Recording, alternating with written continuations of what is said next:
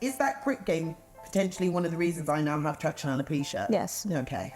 We also need to realise, like, good hair care for natural Afro hair, for curly, for any hair type, it doesn't need to be complicated. We don't need 7 products in a routine. It's not complicated at all. You know, it doesn't have to be complex. Especially once the hair is healthy. Yeah. So simple. On today's episode of Texture Talks, I will be speaking with our sponsors, Teresa and Eleanore Richardson, who are the owners of one of the UK's most established Afro and curly hair trichology clinics. Fulham Scalp and Hair Clinic. An incredible team based here in London who have specialised in Afro and curly hair and dedicated their lives to helping us finally find solutions to our biggest hair care problems.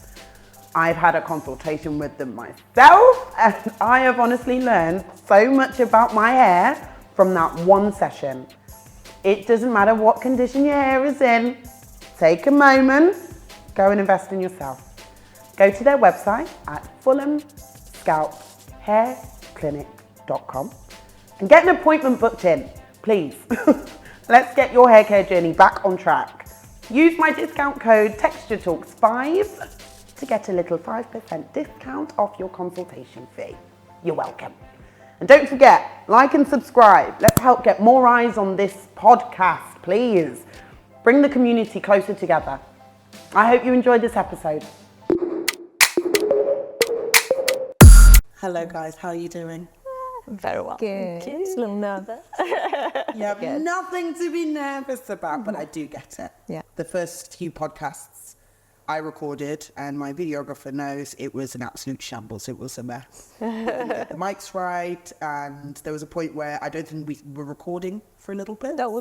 Yeah, no, I know. So now we've come a long way to get to a point where you can actually hear the audio. That's the first thing. But then there's 3 people here. This is my first 3-way interview. Oh. So, yes, I'm also a little bit nervous as well. Everyone's got their nerves, but the topic is too important for us to be nervous about, ladies. We must discuss it. And as the sponsors of this first incredible segment, thank you. You're welcome. Cheers. I think it's important that people know who you are. Yeah. The issues we have here with trichology, first of all, tell me if I'm wrong or if you agree or disagree, is that for not just even the black community, but for a lot of us in the Afro and curly hair community, it still feels very new, very much like a bit of a luxury. Yeah. And then on top of that, if we were to look for trichologists, there's not many that look like us. The next big issue, if I dare to go and have a Google, I'm thinking, I'm looking at the photos on the website and I'm like, scroll, and then you just kind of think, oh, maybe another time. Yeah. So this is a really, really important episode, I think, not just for showing who you are, but showing, I guess, the value in what trichology can bring in a really safe environment for people.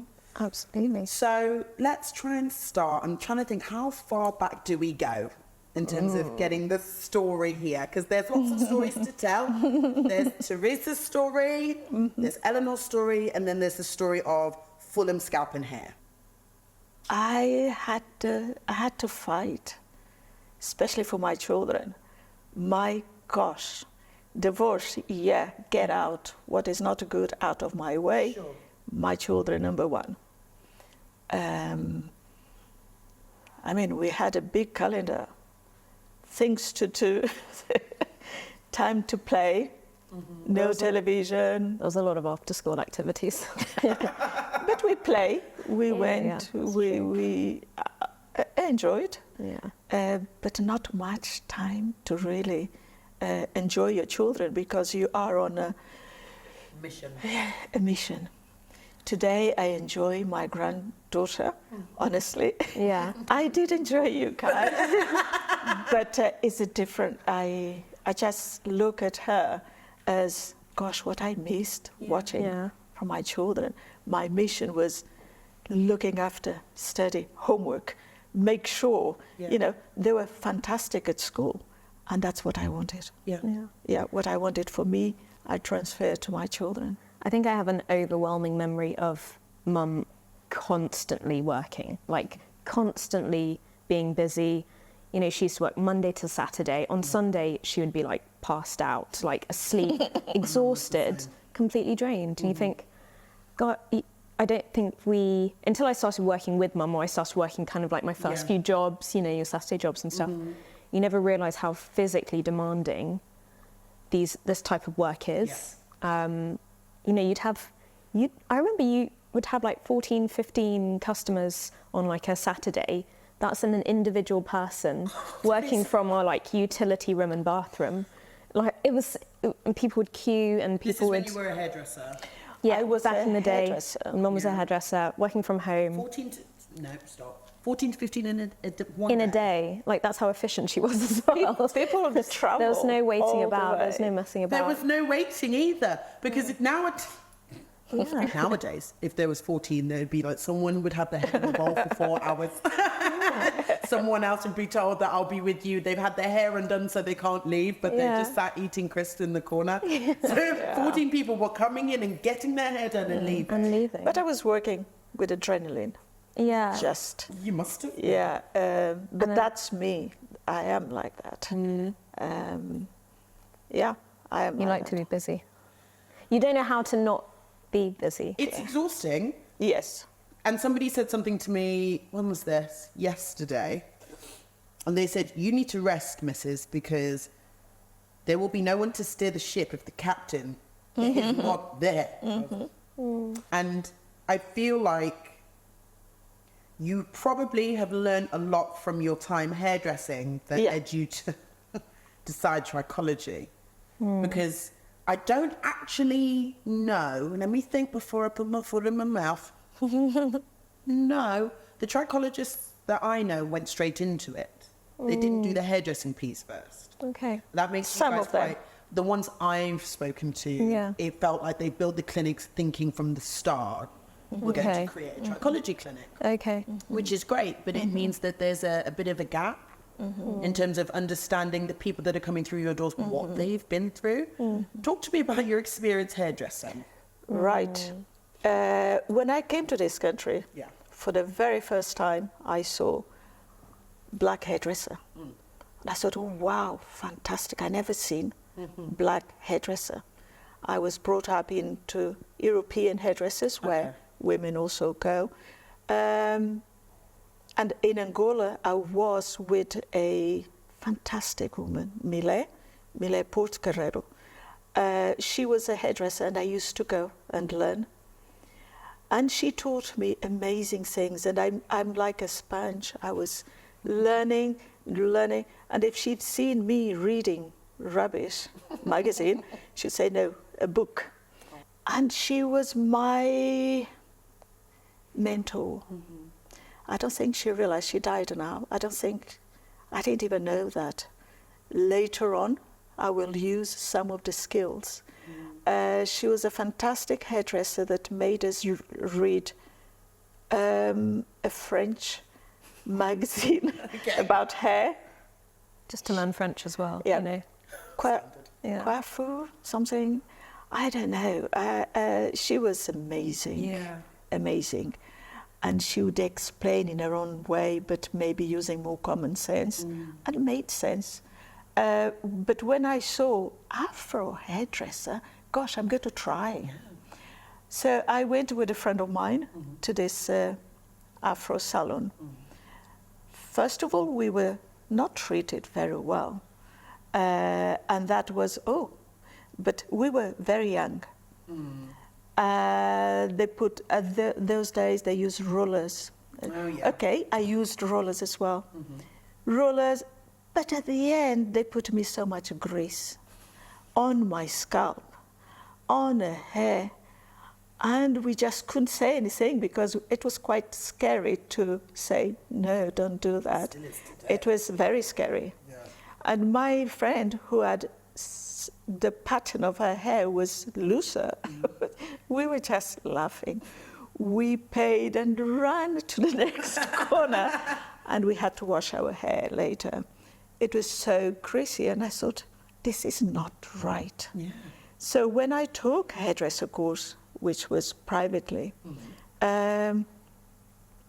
European, you have to learn techniques. Yeah. But of course, I said, I've got Afro. I need to learn Afro. And it wasn't included in the curriculum. Not that one. You had a choice, you could have done, but I went to a different school, hairdresser for Afro. People were hurting with relaxers. They were burning and they were fighting. This is when they're teaching. Yeah, and I remember saying, this is not right. This is not right. No, and I called the teacher, I remember calling the teacher saying, so it's really hurting for quite a while. It's okay. Oh, gosh. And I said, look, come and we wash. We were taking, and she couldn't because it was burned. And this was like absolutely fine. They were like, no, it's okay. Okay. This is the standard. Yeah. Okay. It was more relaxing, and I was thinking, why are they applying relaxers that way? Because I read the instructions. It's not that way. You read this. You know. It's And you're not looking at them right. It One of the is not. few people who has, maybe. like, person in the sun, I'm like, this is wrong.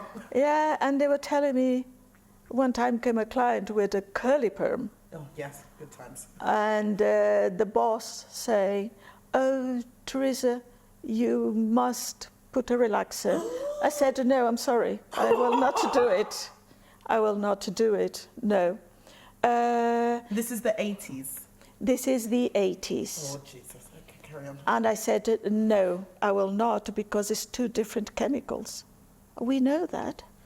Oh, it's no problems. I said, no. And this lady actually was going to Jamaica. Okay. And she really wanted that. I said, I will not do it, but you're the boss. I will not do it. Yeah. And of course, they done it. Oh, they did it! Oh, God. What happened, the result? Yeah. What happened? Fell off their hair.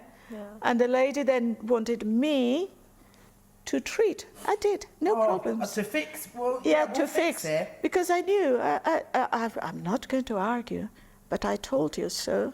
Two chemicals don't mix. Look in your head. I told you. I'll fix it. Don't but- mix. So then I left. I started to work from home. Yeah. I've got a baby coming. I'm going to do different case histories, Yeah. and that's what I did. Okay. Reading properly relaxers. I'm not against relaxers. Okay. I'm against badly done relaxers. I'm not with children relaxers. That's I'm criminal. Pages against that too. That's criminal. And there are some hairs that can accept relaxers and others cannot accept. Don't force. Yeah, depend on a curl pattern. That's the problem, Yeah. isn't it? A lot of people think we can do everything. Everything. So you have to choose a good hairdresser. Don't just sit there to damage the hair. Yeah. See who's going to talk and Yes. answer and question. Don't just apply a chemical in someone's hair, because later on they might damage their beauty, their crown. Yeah. So So you were focused on doing the treatments at home. yeah. So what were did you have certain treatments you would do and some you said no to? Right. I used no-lie relaxers. Okay. I follow instructions. That's a big deal. Hair don't need, not all hairs can take relaxers. Hair don't need to be deadly straight. Okay. Relaxer is supposed to be a base of a style later on. So the concept of relaxers you're saying is a step in the styling journey. Absolutely. But we just do that step and then Just like the Europeans. yeah. Europeans use permanent wave Yeah. as a base. And we should use relaxers as a base, not to kill the hair or to kill the scalp. Yeah? And that's what I've seen a lot. And we've seen a lot more. Yeah. But of course, then came this, oh, relaxers are terrible. Yes, because you've been doing it wrong. Yeah, you've been applying relaxers to children. Why? Yeah, it's so dangerous. It's so. If I can jump in, I think also relaxers started to become this option of how Afro hair could be worn, right? Yeah. So Afro hair would be straight, worn straight, blow dried straight afterwards, kept straight. Yeah. And there wasn't really an option of you can wear your hair natural, you can wear your hair with a curl Exactly. in it, you Yeah. can wear your hair with this like volume that is so beautiful as well. So once again, relaxers were there as an option for a base for some styles, For some styles. but they weren't meant to be the style. Definitely when we talk to patients now, there are so many patients who have started relaxers since they were like maybe 6 years old. It's terrible. Have They're really- only ever done relaxers up until maybe like in their like mid 30s or late 20s. They've said, you know, enough's enough, or I want to embrace my natural Just see what it looks texture. like. And then they're petrified because they don't know how to work with their texture because they've never had it as an option before. That's basically me. But no one taught us to connect with our own hair. I think what we need is the connection. Yeah. Afro hair is not wire. It's a beautiful patterns. There are differences in patterns. Some are tighter, some are large patterns. But they're all beautiful. But why killing it? Yeah. Yeah, they just to put on as a lot of grease, oil, gel, and everything that is going to damage Yeah. And the scrape it natural straight. oils. I know this myself, there's a level of fear of the unknown, and of course now, forced to grow an afro by certain people. But my mum is so excited. Excellent. Because she said, you know what? Yes, you had an afro when you were maybe 5. But I don't think I even had that as a style for you. It was, right, you see these? It was like this on the ends. Yeah. And then scrape. But and people then, don't know. But she was like, I don't even know if I did your hair in just an afro, so I don't even know if I could guide you on that because I've always styled it in a way where it's braids or bunches. So she was like, yeah, no, I don't know. I can't help you, sweetheart. Hence why she's also on the same treatment plan as me. With you. Good. Because Excellent. we don't know. And the thought of having my afro, it actually, when I first sat in the clinic, I was shaking a little bit because the thought of it made me so scared because I thought, oh my God, I'm going to embarrass myself because I don't know what I'm doing. And I think a lot of people with the relaxer thing, with the wig thing, they don't know and they haven't been taught and their mums don't know and their grandmas don't know. I think and they're this is a big, serious problem that hairdressers need to be trained. Literally. I was also going to bring up, remember, last week, Mum and I went to see Afro Hirsch, talk about her new book, like Decolonize My Body.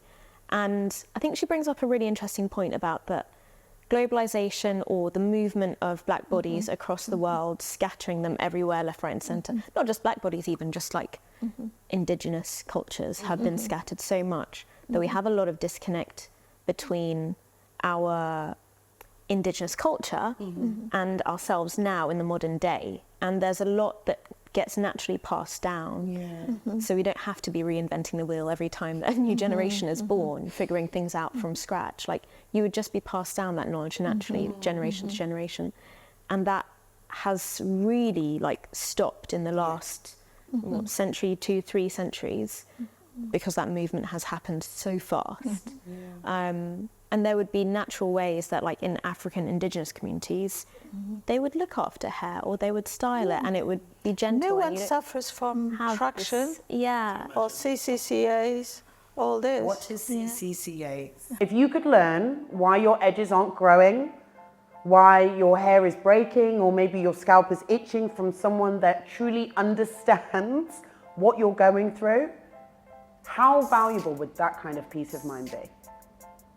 Since 2011, Fulham Scalp and Hair Clinic have provided the Afro and curly head community with the kind of honest and direct support that we need to give us a clear understanding of the state of our hair and scalp and the steps that we need in order to achieve actual progress. Go to www.fulhamscalphairclinic.com and make sure you use my discount code, TextureTalks5, to get the help and support that you need. Now, get your hair care journey back on track. Don't forget now, if you're enjoying the episode, hit me up with a little subscribe, takes 2 seconds. So CCCA is central centrifugal cicatricial alopecia. It's basically a scarring form of alopecia that starts generally at the top of the head and spreads out, usually inflammation triggered. And we see it, I mean, technically, I think there's so much research that still needs to be done. There's suggested to be like a genetic predisposition to it as well. But I think there are environmental factors that also exacerbate it happening, and those include things like the use of chemical treatments that result in chemical burns, the use of high tension pressure hairstyles that result in inflammation on the scalp surface. So these types of environments are very commonplace for Afro hair styling because we kind of force the curl pattern into different styles other than what it's naturally able to thrive with. We can see so much now. Yeah. It's quite common, and shouldn't. So I think, like for us, when we're in clinic, a big thing is to help a patient connect and feel like very secure and very happy and safe with their natural hair pattern, even if that's not currently what we see on their head at the moment. That's not easy. Yeah, that must take sessions, plural. Yes. Yeah, and you see patients coming in sort of week after week, month after month, and their confidence is slowly, like they're going through the initial like absolutely petrified stage, totally, and then they start to recognize, oh, my hair feels softer now. I can detangle it. I can detangle it really easy now. And then it gets to the point of, I'm getting compliments at the bus. That's actually, so it's making me emotional because I feel the relationship between me and a lot of people in the community and the hairdresser is waning slightly. And I think it's waning slightly because of a lot of self-taught hairdressers not building their skill set, playing around with very serious chemicals, and then, or another issue is, and this happens a lot in black hair salons and spaces, is the negative talk around the Afro still exists, where I've had someone say, oh, you've got really hard hair, let me go and get the super. Right? And I'm like, well, we have the same hair. Like, why is my hair hard? Because it's not relaxed. And these are the types of environments that I think lead a lot of people to DIY. Yeah, oh, definitely. And then widens the gap between what used to be, I think it was very culturally like a lovely experience going to the hairdresser. It was supposed to be like you catch up with friends and you have a little gossip and you did that. And, it was like almost like a family environment. And I think now in 2023, there is a gap and there is a void that I think, based on the experience I had with you guys, you could fill. Yeah. But the issue is the visibility piece on what does that trichologist know of me? Yeah. And that's the hard part. And that's why I'm throwing my weight behind you both, because how could someone that doesn't understand my life experiences or hasn't studied, at least, in granular detail, my culture, how can they speak to me in the way that you guys have spoken to me? Yeah.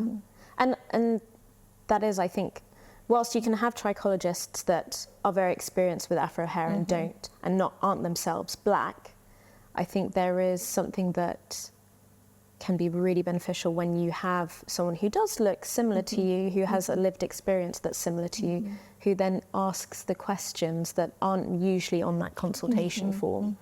Of like, okay, and so beyond just your shampoo and conditioner, like any oiling of the scalp, any massaging of the scalp, you're natural now, but has there ever been the use of relaxers? And being able to help dismantle why that's not necessary, or why historically it happened, but it doesn't need to happen now, is a big thing. And it's probably, that's cultural sort of like subtlety and knowledge that massively makes it a valuable experience for the black female or the black male versus for like another kind of ethnic group. Yeah. Because it is so different when it comes to hair care and the practices that black women choose to do versus your white counterpart, your Asian counterpart. It is really different. I mean, even in my consultation with you, I'm thinking to myself, I don't have to, I would have been anxious if you guys were from my tribe, and I would have thought, I'm going to have to explain about Afro.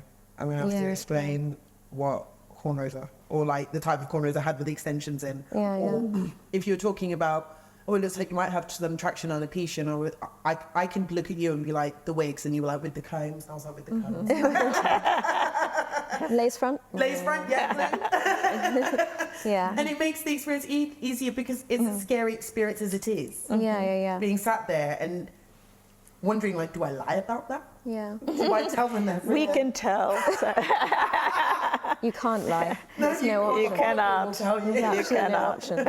Having said that, you know, I definitely still get patients who come in. They don't realise that we're mum and daughter. They don't realise we're mum and daughter. So they come in and they're like, so in my hair type, what we do is we oil. And I'm like, don't worry, I'm aware. Yeah, I'm aware. So it's not to say that a non-black trichologist couldn't possibly fill that role. I think it's just doing doing your homework and being aware enough of a different culture and being able to immerse yourself in that different culture enough to know the subtleties and the questions and the unsaid bits that come through a consultation.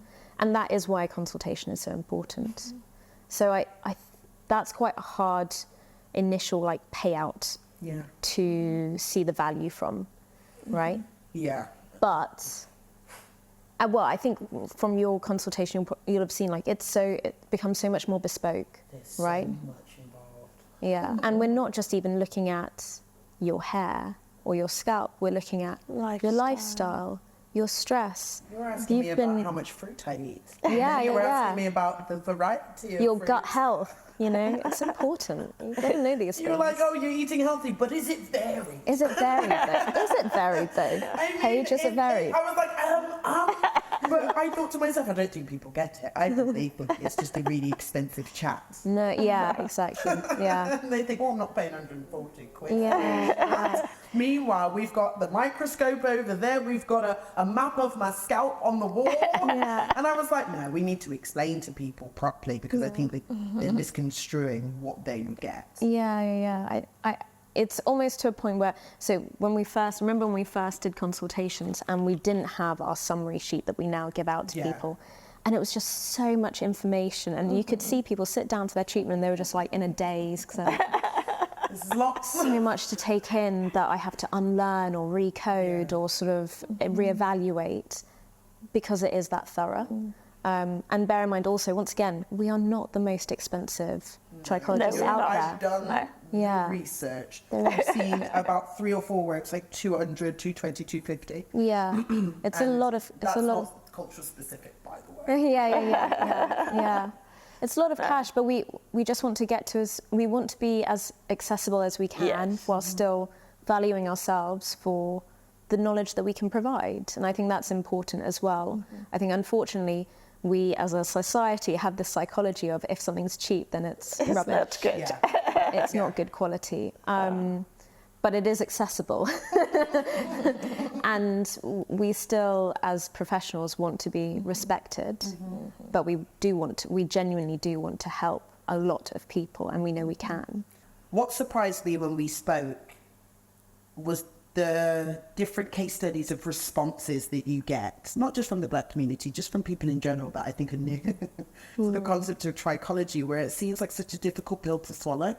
And my confusion is, why does it feel so new? Where have you guys come from? Because I honestly have only learned about trichology 6 months ago.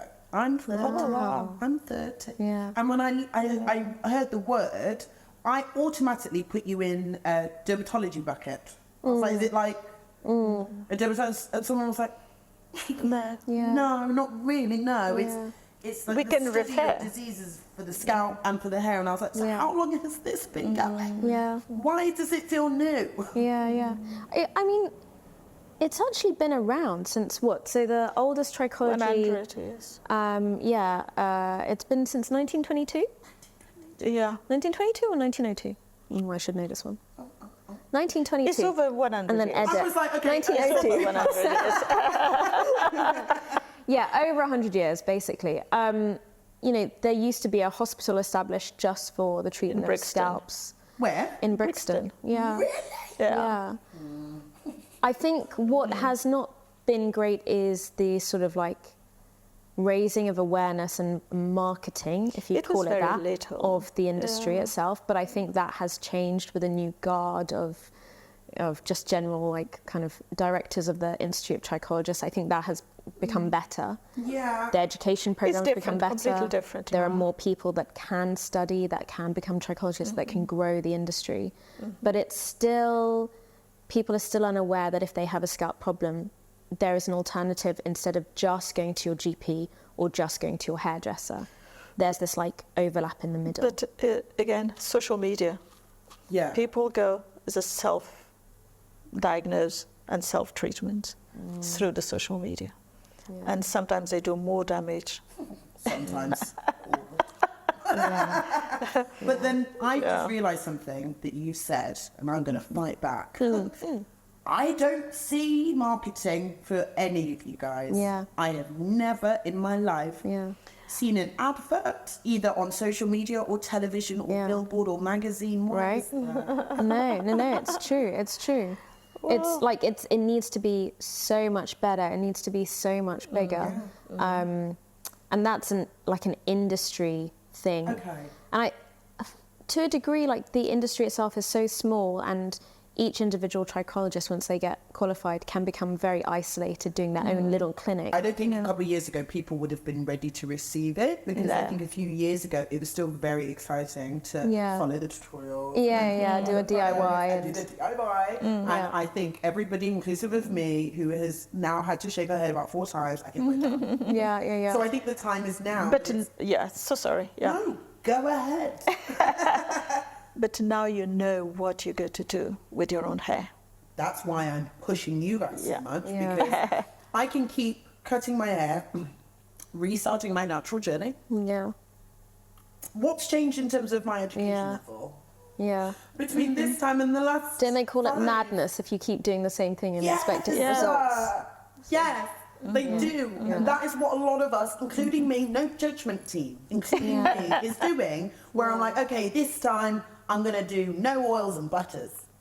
And then I'm like, my hair is a mess still. Yeah. But I'm still doing the colour. So. But I'm still doing the colour. So that's fine. So now I'm thinking we've reached a point of, I think, mass confusion. Where everyone's thinking, no, this is actually becoming an issue. Even the influencers are getting things wrong. Oh, all the time. All the time. But I think they're showing it more.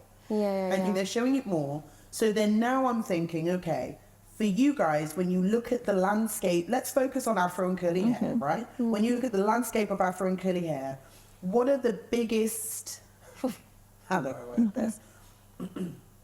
What are the biggest messages you want to give to that community? Imagine there's 1,000 pages right here looking at you like. Yeah.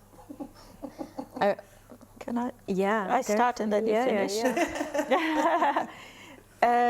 We just have to accept and we have to acknowledge that our Afro hair is so beautiful. The only thing is we have to connect, we have to learn to protect what is ours. If we go against our pattern, do it professionally, because otherwise you will end up with no hair. What do they make us? Well, we removed the relaxers because we thought the relaxers were the damage, and they were damaging if they were not done properly. Then we come into the weaves and the braids, all tight. And then we come into protective styles, and then you put the wig. Literally, we've been exploited terribly. On that, as I will finish, as you said, there's a lot of money to be made from products, from hair, adding extensions, even from the services, making styles that are so unachievable in our own homes that you have to get someone to do it. And this is not, especially when it comes to the styling, it's a big industry that's probably dominated by black women. So this is not to kind of rubbish an industry that provides support financially for black women, but I think we all are capable of elevating our standards and expectations of what we deserve when it comes to that service. And black women should be driving that and benefiting from it as a result. But there are a lot of products out there that are made to do what? To do what? You know, it's like we need something else in a bottle that we can put a sticker on and sell. Yes, some of them they're good. Let's say that. Yes, of course. But when there's new product design, I think quite rarely does it come from innovation, because that's what, like, we've discovered that's what the health of exactly. It comes from, there's a trend. People love coconut oil now. Okay, put coconut oil in all of our products. Yeah. It's really hard to know yes or no. So I love the fact that you focus on education, right? Because I think actually we do need to educate ourselves, and we need to call out some rubbish, and we need to reinforce some proper, clear education and understanding. And truth. But I think we also need to realise, like, good hair care for natural Afro hair, for any hair type, it doesn't need to be complicated. We don't need 7 products in a routine. It's not complicated at all. You know, it doesn't have to be complex. Especially once the hair is healthy. So simple. For me, I don't know if I know what 100% healthy Afro looks like on my head, which means I will never know how simple my routine can be. Yeah. It's never been that healthy. Yeah, for sure. But you will know.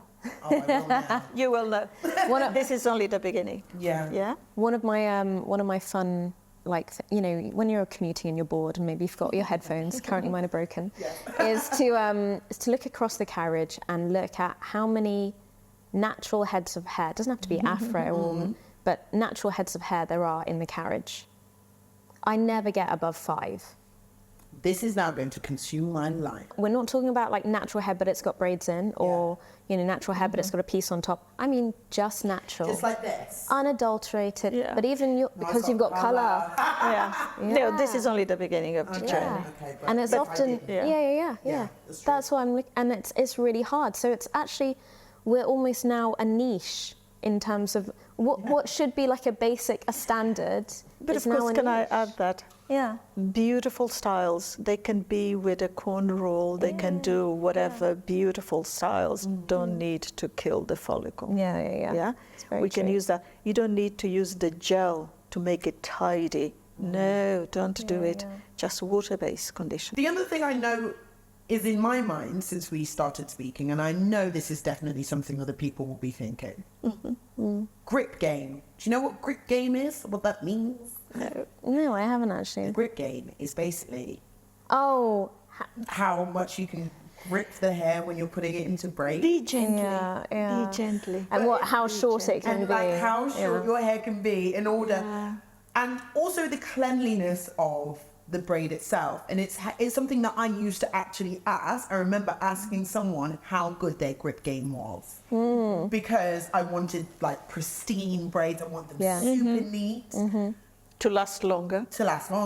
Correct. Is that grip game potentially one of the reasons I now have traction alopecia? Yes. Okay. Yeah. You don't. You just have slightly. Yeah. It's not serious. But it's like once again, braids now cost so much to get installed, and there's a real expectation as to what is precise, what is a amazing, immaculate looking hair, right? Yes. And there's social currency that is gained by having that immaculate looking hair, but the consequence afterwards is the traction alopecia or is the severe breakage as it starts before it progresses. And then we're in a cycle constantly of hiding that. Yeah.